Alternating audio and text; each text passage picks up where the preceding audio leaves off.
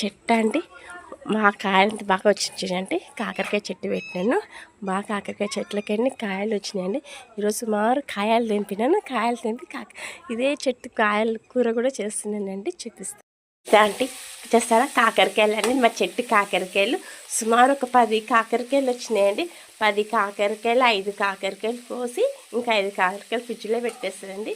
ఇప్పుడు కాకరకాయ కర్రీ కూడా చేస్తున్నాను అనమాట.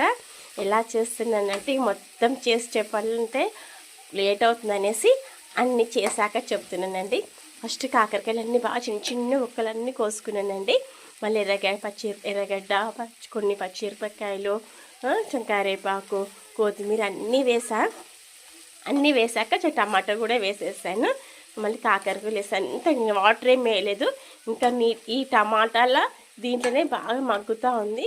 కొంచెం వాటర్ వేయాలి, ఎందుకంటే కాకరకాయ ఉడకాల కదండి. ఫస్ట్ బాగా మగ్గినాక అప్పుడు కొంచెం వాటర్ వేస్తాను. వాటర్ వేసినాక కొంచెం చింతపండు కూడా వేయాలి. చింతపండు కొంచెం నానబెట్టుకొని, కాకరకాయలు చింతపండు పడితే బాగుంటుందండి.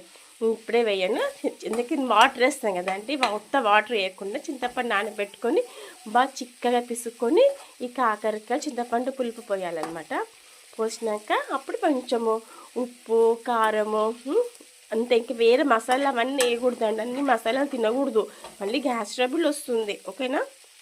అలా ఉత్త చింతపండు, ఉప్పు, కారము వేసేసుకోవాలి. వేసుకున్నాక చింతపండు బాగా గుజ్జుకుంటాం కదా, కొంచెం బెల్లం మనం ఎంత స్వీట్ తింటామో ఎంత కావాలని, మరి బెల్లం ఎక్కువ వేసుకోకూడదు.